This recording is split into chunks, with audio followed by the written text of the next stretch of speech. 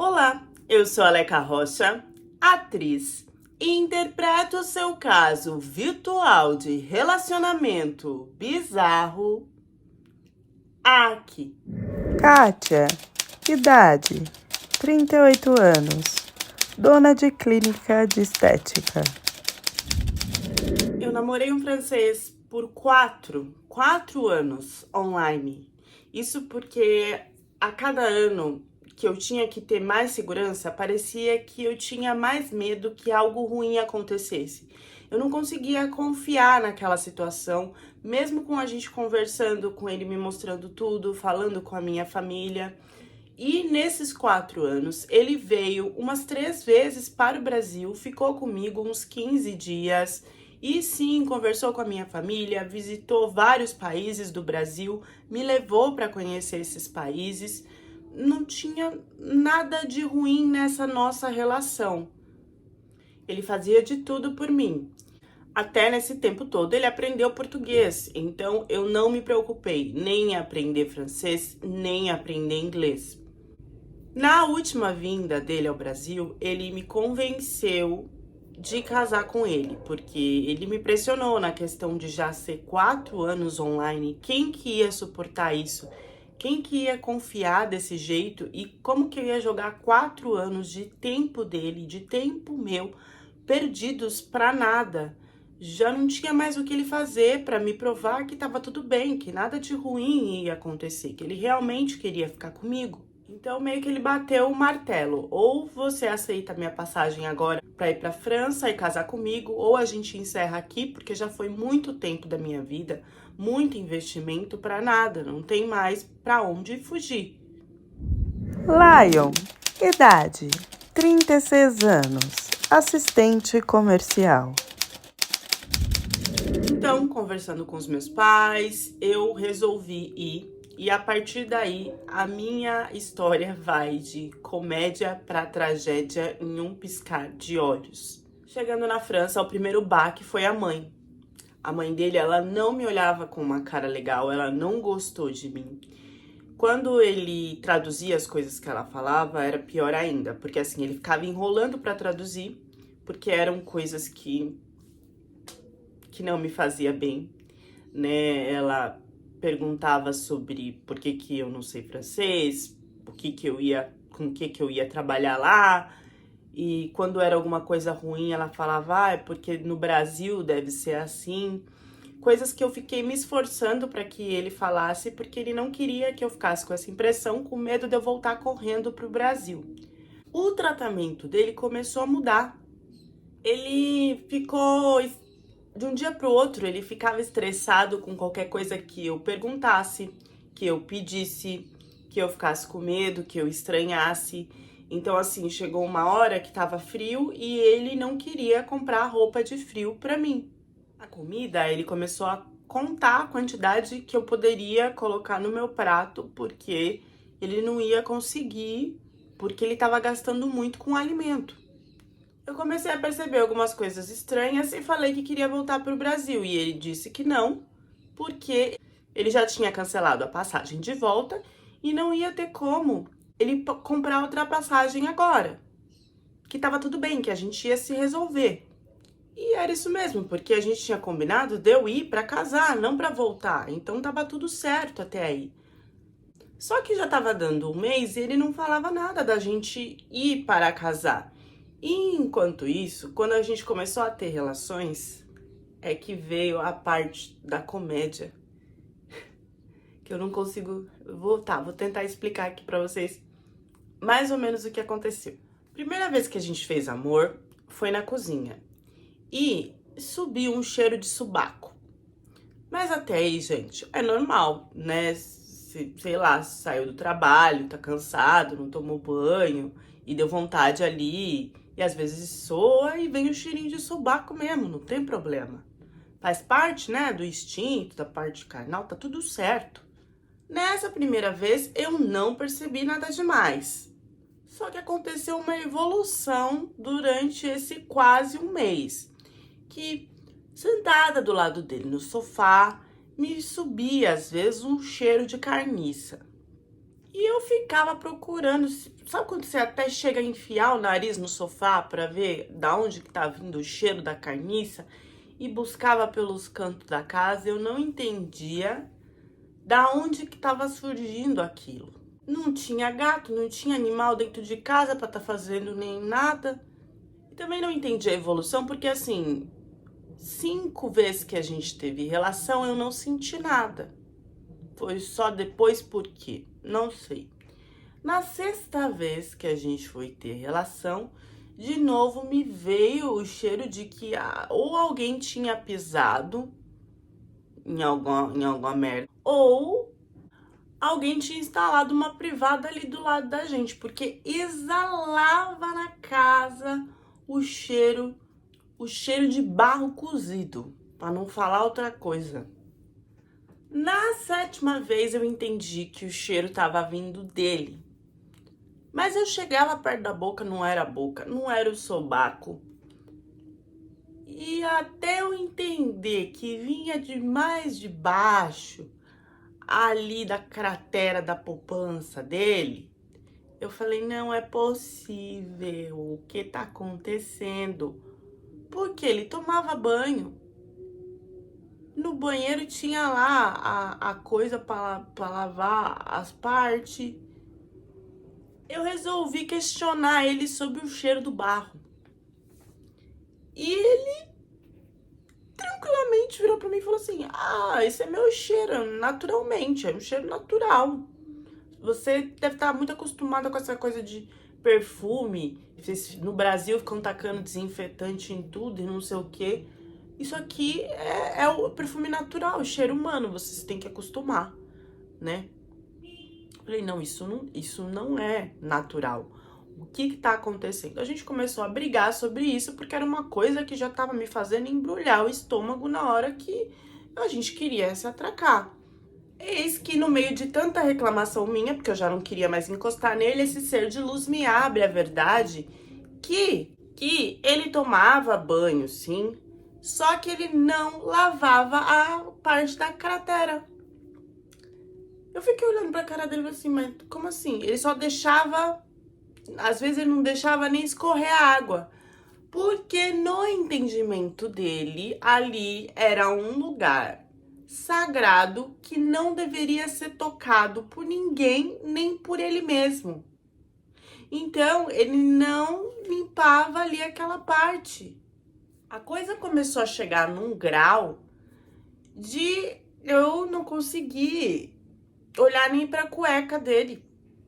E de, às vezes, até na coberta ou em algum lugar se vê uma bolinha de barro que não tinha sido limpa lá na hora de fazer, tinha ficado ali e deitou sem roupa e tal e ficou lá.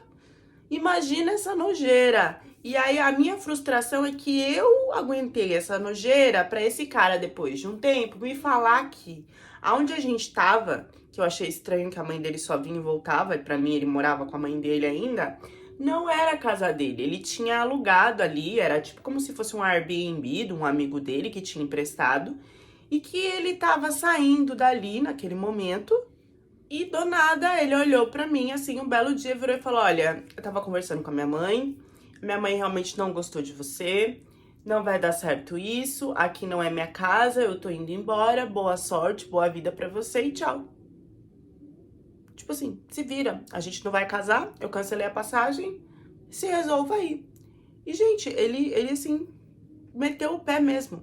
A sorte é que por causa dessa questão do barro cozido, do cheiro do barro cozido, eu estava já no aplicativo conversando com outros franceses. E quem me salvou foi um desses franceses, porque assim, não tinha pra onde ir, não tinha pra onde eu ir, eu não sabia falar francês, dinheiro não se tinha. Esse cara simplesmente falou, não, vem aqui pra casa, sei lá, a gente dá um jeito até você conversar com a sua família e eles juntarem dinheiro pra você ir, sei lá, a gente vai se ajudando. E eu fui de primeira encontrar esse cara, que eu já tava conversando há um tempo, mas não tinha encontrado porque tava com esse doido do barro cozido. Desesperada conversando com ele, porque assim, eu não poderia ficar lá porque eu não tinha como entrar num curso pra pegar visto de estudante, eu não tinha visto de casado. eu não sabia o que fazer, assim, chorando, desesperada. Também não tinha dinheiro pra voltar pro Brasil. Se eu ficasse lá ilegal, depois ia dar problema na hora da imigração. Surtando com toda a situação, porque eu fiquei anos e anos não confiando nesse cara. E quando eu confiei, ele fez isso. E ele, assim, começou a me ajudar assim. Ele me dava tudo. Ele me dava comida, ele me dava roupa, deixava eu falar com os meus pais. Fazia tudo por mim. Até que em menos de um mês, aí a gente já tava indo pra 2 meses, ele virou e falou, olha, se você quiser, eu vi que você é uma pessoa boa e eu tô gostando de você, a gente pode casar pra você ficar aqui. E aí a gente vê se vai rolar a nossa relação e tal. Se não rolar, depois a gente, sei lá, separa, você volta pro Brasil, não tem problema nenhum com isso. Eu, no começo, desacreditei, mas ele foi a pessoa que me salvou, que eu não tinha ninguém lá. E eu achei que era um bom negócio. A gente se pegou, não tinha cheiro de barro cozido, esse tomava banho direitinho, me tratava muito bem. Se eu falar pra vocês que eu não tava interessada em ficar na França, em conseguir documento pra isso, eu tô mentindo, era um dos meus interesses, sim. Juntou o útil com o agradável e eu resolvi casar com esse francês. Em menos de 2 semanas casada, ele começou a falar que não tinha dinheiro para manter a casa, que o trabalho dele ia começar a pagar menos, que ele pagava aluguel, que ele não tinha família, que eu ia ter que ajudar. Só que eu não sabia falar francês e ele queria que eu saísse para procurar trabalho e não tinha como, porque eu não tinha o idioma, mesmo para trabalhar como faxineira, não dava, eu tinha que saber falar francês. Ele começou a pedir para eu mandar currículo, sendo que eu não sabia nem escrever em francês, e perguntando do que eu era formada e que profissão que eu tinha. Eu não era formada em nada, e ele falando... E aí ele começou a me julgar sobre isso. Eu falei, mas você não perguntou antes, você disse que ia fazer isso pra me ajudar. Ele disse, mas assim, eu não posso te carregar nas costas pra sempre. 2 semanas depois de casado. Como marido bom que ele era, ele disse que então iria me ajudar e que ia correr atrás de um trabalho pra mim. Eu lembro que isso demorou mais ou menos 1 semana. Ele disse que já tinha conseguido, que eu não ia precisar falar, não ia precisar entender muita coisa e que seria em um bar. Eu achei aquilo estranho, eu pensei, mas o que eu vou fazer? É pra limpar chão? Depois dessa semana que chegou o dia combinado de ir, ele falou que não ia dar certo, porque eles não me aceitavam por eu ser brasileira, por eu não ter o idioma, que tava muito difícil desse jeito. Foi aí que iniciaram as ofensas de que eu não servia pra nada, o que eu tava fazendo ali, que nem estudar francês eu estava estudando, que eu não conseguia falar uma frase. Eu fui ficando depressiva, magoada, me fechando no meu quarto, já não queria mais nem comer, nem tomar banho, nem falar com a minha família. E um dia ele chegou com flores, me pediu desculpa, disse que tinha preparado uma noite maravilhosa pra gente e que ele estava sendo muito egoísta e que a partir de agora ele ia me ajudar para que eu aprendesse o idioma e conseguisse um ótimo trabalho. Nessa noite a gente bebeu, se divertiu, curtiu, foi melhor até que a nossa lua de mel. E eu apaguei. No que eu acordei, eu já não estava mais com ele. Eu acordei em uma cama que eu só entendi que não era minha quando eu olhei as paredes, que tinham um tom bem escuro e uma música muito estranha. E quando eu virei pro lado, tinha um velho com o braço no meu ombro, que eu não tinha percebido, dormindo comigo. Eu gritei. O homem assustou, só falava francês. Rapidamente, eu acho que já tinha uma menina pronta para isso, uma menina que falava português. Me explicou e me deu todas as regras de que eu deveria ficar ali para trabalhar, porque eu estava devendo tanto ela como a chefe, que o meu marido estava devendo tanto ela como a chefe, que eu estava ali para pagar as dívidas dele. E foi ali que eu passei os piores dias da minha vida. Eu não sei quantos homens vinham para cima de mim toda noite. Eu não tinha mais celular, eu não tinha mais documento, não tinha contato com ninguém. E sim, eu vi algumas vezes o meu marido indo até lá E quando eu fiquei mais íntima dessas mulheres, principalmente a que falava português, perguntar o que ele fazia ali, ela me disse que ele só vinha pegar o meu salário, porque nem isso eu recebia. Se eu não estava com um homem em cima de mim, estavam colocando alguma substância em mim. E se não, eu estava apagada. Às vezes eu sentia que eu ficava apagada por dias e era muito melhor, porque assim eu percebia que eu não sentia tanto quando eu estava acordada. Depois de um tempo, eu só fiquei acordada com um cliente que ele vinha só para conversar. E ele sempre trazia doce, trazia coisas diferentes para mim. Eu acho que foram dias e dias que ele só conversava, ele não fazia nada. Ali, eu não sei como, no meio dessa confusão, eu senti algo mais forte. E depois disso, a gente começou a ter relações, sim. Ele vinha como cliente, mas eu sentia que tinha alguma coisa a mais. Um dia, tendo relações com ele, eu chorei muito, eu fiquei muito mal.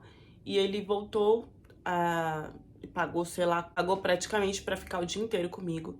E conversou, pediu pra que eu falasse sobre tudo que ele queria saber. E eu contei sem medo nenhum. E ele prometeu que ia me ajudar a sair dali.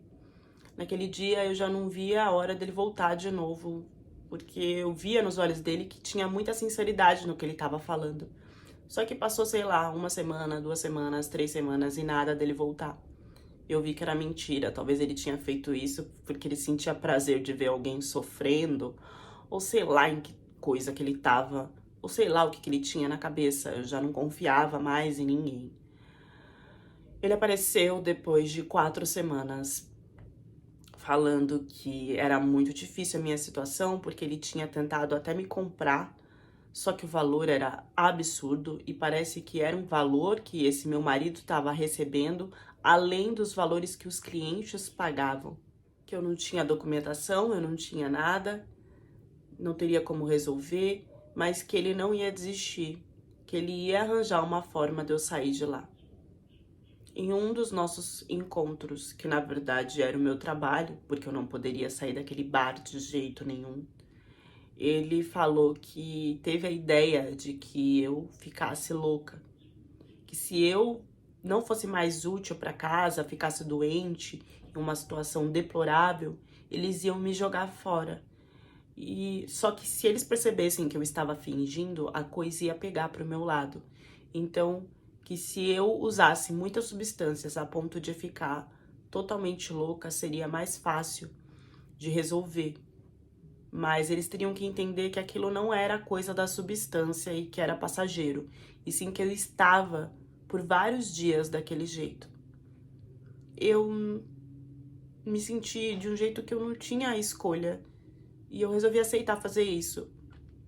Então eu usava muita substância, usava tudo que ele me trazia, já não tinha mais consciência nenhuma.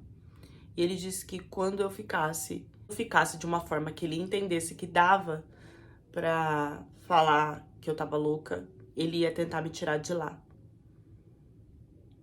Eu só lembro de um apagão gigante, e de eu sendo levada, eu escutava clínica, e eles me levaram pra uma clínica para pessoas com problemas mentais. Eu fiquei nessa clínica que eu esqueci de tudo que eu tinha passado, do primeiro francês, do segundo, desse. Ali eu não tinha ninguém, pra mim eu ia morrer ali. Eu lembro que um dia começaram a falar, o seu marido tá vindo te visitar, o seu marido. E eu com medo de que fosse o marido que tinha feito isso, eu falava que eu não queria ver. E tinha crises, e desmaiava, e ficava mal. Até que um dia, eles conseguiram que esse marido chegasse perto de mim. E na verdade, era esse meu cliente, que como ele tinha prometido, ele tinha vindo sim me buscar. Eu acho que eu fiquei 1 ou 2 meses na clínica. E depois ele veio me buscar para que eu ficasse com ele na casa dele. Eu não acreditei quando ele apareceu lá. Mas ele tinha cumprido a promessa. Como que eu saí dessa clínica? Eu precisava tomar meus remédios diários, eu era depressiva, eu tava totalmente fora do ar, eu não sabia pra onde eu ia, da onde eu vim, o que que aconteceu. Mas ali parecia que se tinha uma esperança de que as coisas fossem melhorar. Eu não tinha muito o que fazer, eu peguei na mão desse francês e acreditei no que ele tinha me falado novamente. Chegando na casa dele, ele falou que iria atrás de me ajudar para que eu tivesse os meus documentos, porque para eu ter o passaporte que tinham me pego, porque o outro francês ele já tinha me bloqueado, ele tinha desaparecido. Alguns falavam que nem na França ele estava mais. Ninguém iria devolver o meu passaporte, eu teria que ir no consulado, tirar outro. Então, ele me deu um dinheiro e falou que assim que eu melhorasse, ele ia me ajudar nessa parte. Lembrando que ele era o meu cliente, mas naquele momento ele não me procurou para nada. Só que ele saía para trabalhar e eu ficava lá num modo que às vezes eu nem lembrava qual remédio que eu tinha que tomar, o que eu não tinha que tomar. Eu não contava pros meus pais da parte do bar que eu virei, que eu fazia programa e tal. E que eu fui forçada a isso, não. Eu contava pros meus pais que eu estava depressiva, que eu estava doente, mas que eu estava me tratando. Então, eu tinha muita vergonha de contar por tudo que eu estava passando ali. Então, eu até tentei. Então, e aí ele voltava do trabalho e ele saía à noite também. Então, eu não tinha uma ajuda de nada. E aquele dinheiro que ele me deu no começo, que ele falou que ia me ajudar, depois ele disse que precisava para alguma coisa e me tirou o dinheiro. O dinheiro que eu consegui juntar foi assim, pouco a pouco, dia a dia, ele me dava um pouquinho de dinheiro para eu comprar alguma coisa no mercadinho do lado, que era muito difícil para mim, porque nem francês eu sabia direito. Então, ao invés de eu comprar, eu guardava, ou então eu comprava metade, gastava metade do dinheiro e guardava a outra parte. Eu fui juntando isso, porque mesmo com tudo isso, eu tinha na cabeça que eu queria minha passagem e o meu passaporte para voltar pro Brasil.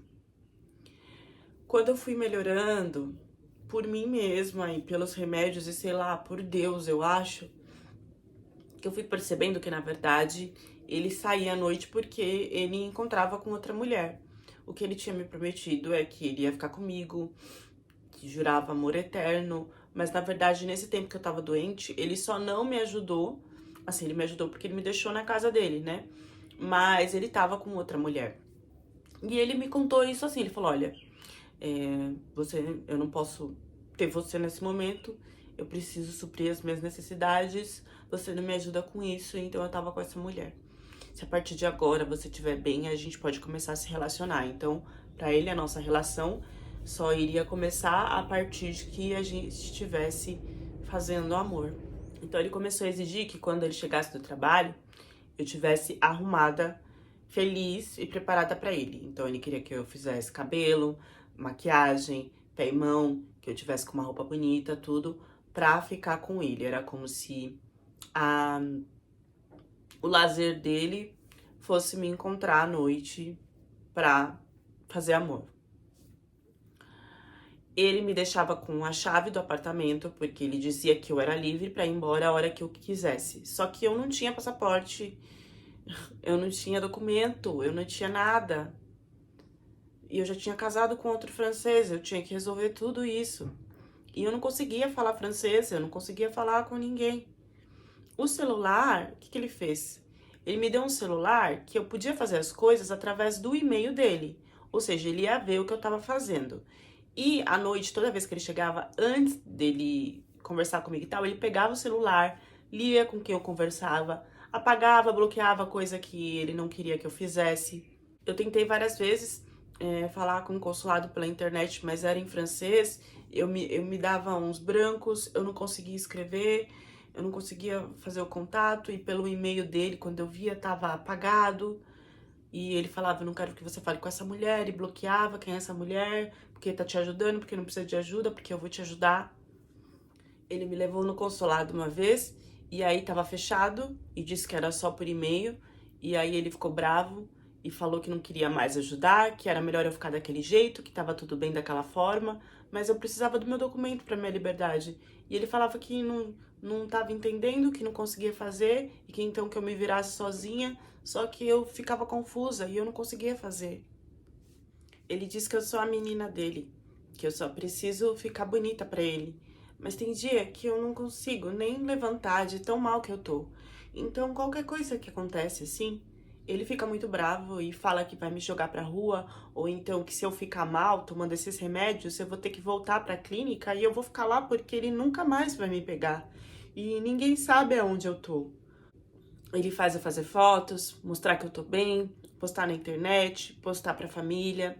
Ninguém sabe. Todo mundo acha que eu só tô um pouco com ansiedade. Todo dia ele deixa bem claro que eu tô lá sozinha, eu só tenho ele. E que se ele ficar bravo e me colocar pra fora, o que que eu vou fazer? E quando eu falo tudo bem, então eu quero ir embora, eu só preciso do passaporte. Aí ele fala que é muito difícil e não corre atrás disso pra mim, e que na verdade ele quer que eu fique lá. Ele diz que vai me ajudar no que eu precisar, mas na verdade ele nunca me ajuda. Eu comecei a ficar desesperada e assim, eu posso usar o celular enquanto ele tá no trabalho. Quando ele chega, eu não posso mais usar de jeito nenhum. A comidinha dele tem que estar preparada e eu tenho que fazer tudo o que ele quer, como se ele fosse meu cliente. Só que pelo menos quando ele era meu cliente, eu recebia. Na verdade, o dinheiro não ia pra mim, sempre foi pro outro francês. Mas agora eu não recebo nada. Mas eu tenho um lar, ele tá me ajudando com um lar. Eu não quero fazer disso uma balbúrdia. Eu não quero chamar a polícia, eu não quero confusão, eu só quero sair daqui bem. Um dia eu tava assistindo coisas no YouTube e eu encontrei o canal de uma tal de Leca. Eu vi algumas histórias e me identifiquei. Então eu mandei mensagem pra ela pedindo socorro no Instagram. A Leca me respondeu e não acreditei, porque eu achei que ela só contava as histórias aqui. E realmente ela deixou claro de que ela só conta as histórias, mas que ela ia ver se tinha alguém que podia me ajudar, porque na verdade o que eu queria era só que fizesse o cadastro para mim no e-mail do consulado para marcar e agendar o passaporte, porque como ele disse, eu sou livre, eu posso ir até lá para fazer o passaporte a hora que eu quiser, apesar que é um pouquinho longe da minha cidade. Bom, a Leca ficou de prontidão para me ajudar com isso, se fosse somente isso. Ela conseguiu uma amiga que tinha uma prima que morava muito perto da França, então ela me deu duas opções. Uma opção de ser ajudada por várias ONGs que ajudam mulheres dessa forma, mas eu não quis, porque o contato de uma era com homem, eu fiquei com muito medo, e mesmo a de que o contato era com mulher, eu achei melhor não, eu senti mais segura conversando com uma amiga da Leca, e essa mulher, ela tem uma prima que se propôs a pegar o meu endereço, ir até mim, me buscar, ficar comigo em casa e depois me levar para uma ONG que ia me ajudar. Eu falei que não precisava de tudo isso, que eu não queria sair dessa forma, porque ele estava bonzinho naquela semana. Então, se ela agendasse, eu ia conseguir ir até ao consulado. Então ela conversou comigo, ela sempre mandava mensagem nos horários que podia, que era o horário que ele não tava, e sempre que eu acabava tudo de falar com ela, eu apagava para ele não ver que eu tava conversando com ela. Ela marcou, pegou os meus dados, apesar de eu não ter documento, ela marcou tudo bonitinho no consulado e ficou de prontidão para me levar lá no consulado, já que eu não queria ir para casa dela, o que todo mundo achava que era mais seguro, sair dali. Ela também falou com a polícia, me ajudou. Só que eu não queria que a polícia fosse lá e eu ia desmentir, porque eu não quero que tenha essa confusão tão grande. Eu tenho medo, sabe, do que ele pode fazer. E a polícia já foi lá e não me ajudou de jeito nenhum. Falou que ou eu ficava com ele, ou então eu ia pra clínica de novo. Por isso, ela conseguiu agendar, eu agradeci. Só que, infelizmente, quando eu falei pra ele o dia do agendamento, ele tinha um trabalho muito importante e não ia poder me levar. E que era melhor eu não ir com ela. Então, eu acabei perdendo todos os agendamentos que foram feitos para tentar a documentação. E eu não me sinto bem de ela vir me buscar, apesar dela também ter oferecido. Eu pedi ajuda num momento de desespero, mas agora ele tá bonzinho, falando que assim que ele tiver um horário, ele vai me ajudar e vai me levar. E aí eu espero resolver as coisas assim, porque aí pelo menos não vai ter briga nem de um lado e nem do outro. E aí também eu vou conseguir resolver tanto meu passaporte como a cidadania e tudo. Só que cada vez ele tem alguma programação e isso nunca acontece. Ele disse que a gente pode ter filhos e uma família muito bonita aqui. E aí eu vou poder mostrar para minha família como eu tô bem na França, como deu tudo certo, como a minha escolha foi a melhor que eu podia ter feito e eu ainda consegui me recuperar sozinha em outro país, da minha depressão, das coisas que eu tava passando, como eu sou uma mulher forte, como eu tenho tudo para crescer e para ir para frente.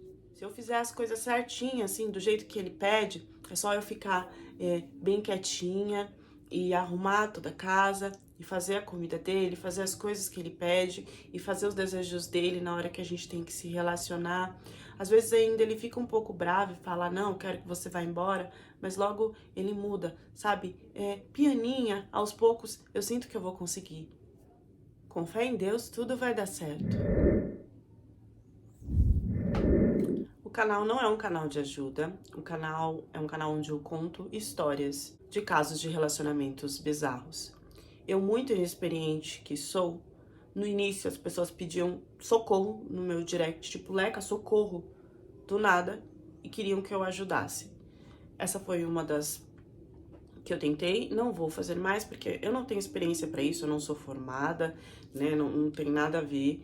E eu achei que eu podia ajudar porque ela só queria que uma mulher fizesse o e-mail pra ela de agendamento no consulado pra ela ter o passaporte, que o resto tava tudo certo. Ela tinha dinheiro pra viajar, ela podia sair da casa e não sei o que, não sei o que. Só que cada vez que a gente tentava ajudar, ela colocava uma complicação e um bloqueio para que não desse certo.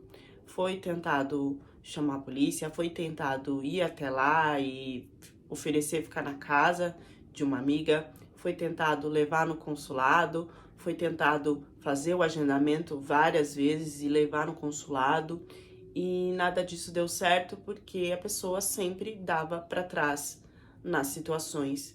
E a gente via que ela não estava bem, porque sempre falava baixinho, porque tinha horários, porque apagava as mensagens. O que a gente pôde, assim, conectar, né? Porque a polícia também não pode fazer nada se a pessoa não confirma a denúncia quando se vai lá. A gente não pode fazer nada se a gente agenda e a pessoa não vai até o consulado no dia e no horário. Eu não tenho objetivo nenhum de ser salvadora da pátria. Eu realmente só fiz porque, sei lá, eu achei que tava nas minhas condições de pelo menos ter o contato de mandar um e-mail. E eu não sei muito bem o que acontece, que a maioria, todas que vêm, me ajuda, não sei o que, não sei o que, depois elas desaparecem e aí eu não consigo entender o que é real, o que não é real, enfim. Reforçando que aqui o objetivo do canal é só contar as histórias e a ajuda é a reflexão para quem assiste, tá? Ou para se já passou entender que tem alguma coisa errada, ou para se for passar, entender antes e cair fora. É só esse o objetivo do canal. Eu não tenho conexão com nenhuma organização, nem sou advogada, nem juíza, nem nada disso. Os meus conselhos também são só opiniões, eu não sou psicóloga, não sou formada, então não levem como verdade total. Em toda essa história, né, o que me... Desculpa, pode ser bem loucura da minha cabeça, mas pra mim, desde o primeiro francês, tudo tá comunado e um tá ganhando dinheiro em cima do outro. Então, pra mim, aquele primeiro já fez tudo aquilo pra se conectar com aquele que ia vender ela. E esse que diz que salvou ela da clínica, com certeza pagou um dinheiro para ficar com ela, tendo prazer todas as noites que ele quer, do jeito que ele quer, e mantendo nesse cárcere, porque isso, ele mostra que ela tá livre e tal, mas ela, na hora que ela quer sair, ela não pode sair, ela sempre recua, né? Então, mantendo ela aí presa dessa forma, talvez por algum descontrole mental, eu pensaria nisso, né? Não estou falando que mas é o que me remete toda a história. Eu quis compartilhar aqui para vocês entenderem um pouquinho do que eu recebo no meu direct. Como isso é complicado, eu realmente só vou contar as histórias, eu não tenho saúde mental, né? Roteirizar as histórias já tem sido bem difícil para mim. Eu peço que vocês compartilhem, que vocês ajudem o canal. O canal tá tendo uma queda muito significativa de views, então eu peço aí ajuda para vocês continuarem crescendo o canal e para que eu possa continuar com o trabalho. Deixem as reflexões de vocês nos comentários e até a próxima história do canal.